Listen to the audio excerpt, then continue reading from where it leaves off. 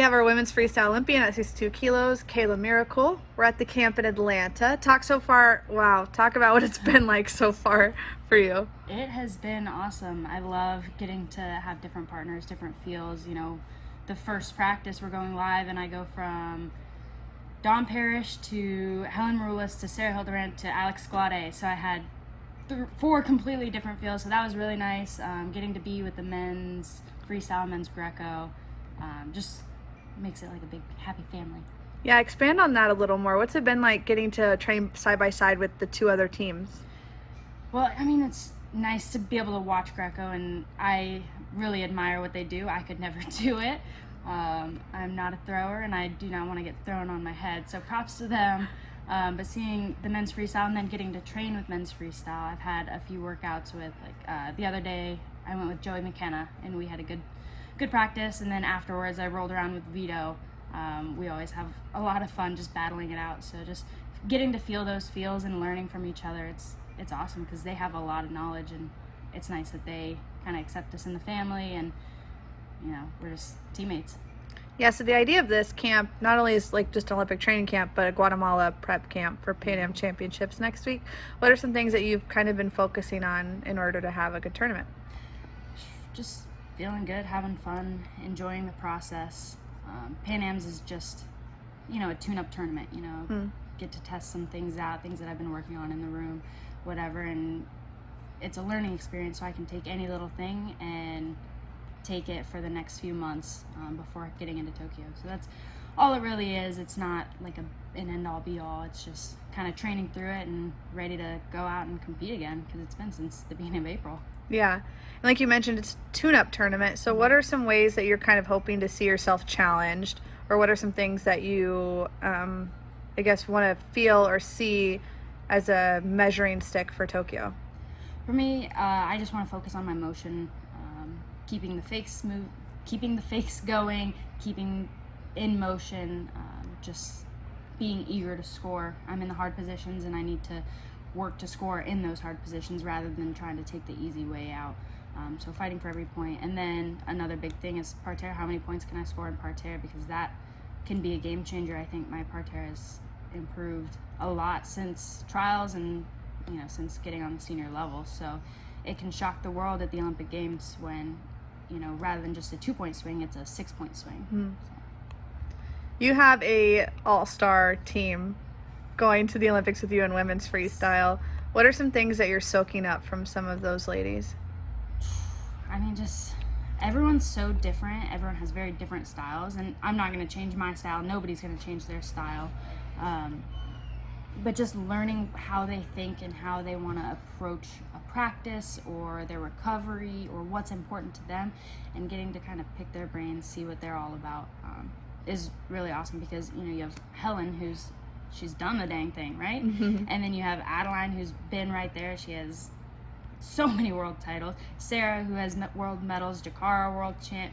Tamara, world champ. So I'm the baby of the group. I've got a lot to learn. I don't have to prove anything to anyone, but I want to catch up to them, and I want to surpass them with the accolades. But it's fun to, I'm not like putting myself up against them and like trying to create a rivalry, but it's awesome I want to elevate my game because the game is elevated. Yeah, and you've been on teams with all these girls on world teams. So what, talk about like the camaraderie of the team so far, or I guess just the vibe that you guys have going since you're all familiar with each other. Yeah, we're just a family.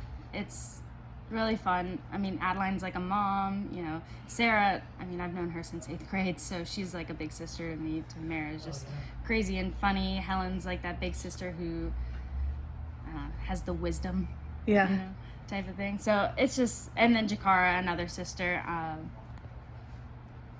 It's fun to get us all together. Yeah, I like it. Good training environment. What's life been like for you see you became an Olympian? Same old. Yeah? Just training, yeah. Yeah. Just trying to get better every single day.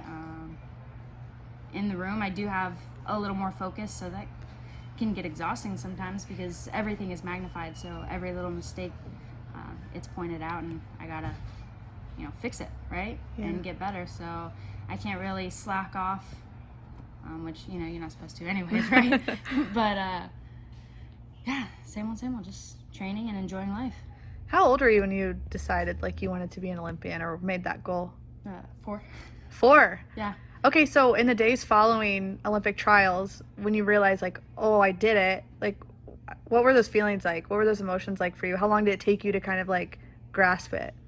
So after my match, the third match kind of ended in a way that nobody wants to see, right? So it didn't really hit me right there. You see the pictures of Helen being super excited or Sarah crying and jumping in her coach's arms, and those are awesome, but mine was a little anticlimactic. But then when we were taking the team pictures and the warm-ups on the mat, that's kind of when I started to get a little teary-eyed, because right after the match, I had to go to interview, to testing, to this, to that, to whatever. But when we're standing on the mat with the whole entire team, I was like, whoa, this is surreal. This is really cool. I was at 2016 trials, and I got to see, all the confetti and everyone being super excited and happy. I'm like, wow, that's going to be me soon. Like, I know it 4 years, and I even got to watch 2012 trials. So it was surreal. And then the days after, it was just, I was with my family, so they were just trying to keep me humble, is what my little brother was saying. They're making me sit in the middle of the car on the drive home, keep her humble. Or I had to go last when we went to the bathroom because keep her humble. Just any silly little thing there. But it was really fun, and just a lot of I was content, I really was happy that first step was out of the way, because some of the greatest wrestlers we've ever seen come through the United States program, they didn't make that step. They didn't make the team, but they've done so many other incredible things. So yeah. I just lost my next question. Got it. Okay, I'm here. So I know most athletes, they're focused on like what's next, and so for you it's Pan Ams. But if you could look ahead to Tokyo, who are some athletes that you're hoping to get your hands on? What are some things that you're hoping to show off in order to get on the podium? I don't care who I get my hands on. The bracket can fall, however, and I'm excited. Give me the returning world champion, or someone who's beaten me before, someone I've beaten before, someone I've never even seen wrestle. I'm just excited to put my best self out there. I feel like I've gotten better every single tournament. Trials was an exception. I don't know who that was, like especially in that second match. I don't know, but just getting better and better and better. So I want to be at that peak, and just kind of put on a show and see what I can do. Yeah, and I want to ask you this. I know, like Tokyo, it feels like it's still like hanging in the balance, right? Like it feels like it's not happening until you're there. So how do you as an athlete, while trying to maintain like this gold medal mindset, like how do you block out that stuff but still stay very aware of what's going on? With trials, we never thought it was going to happen. And I was talking to Gilman on the first day of trials, and we were like, we didn't think it was going to happen. Like, it was never going to come, and now it's today. Like, it's happening today. We're wrestling, right now. And so I think it's going to be that same thing. Like, it's so far out of reach, but, not too long from now, we're going to be heading over there. But I think it's just getting better every single day, enjoying the process, and sooner or later we'll be in Nakatagawa, and we're just going to be inching closer and closer to Tokyo and that hotel that we're going to be in, right by the venue, and then we're going to be in the venue and really feel it, and it'll click and it'll be surreal, but it'll be awesome. Yeah. And I'll finish it off with this one. What is your process going to look like? Your training cycle going to look like between now and July? There's some camps on the schedule.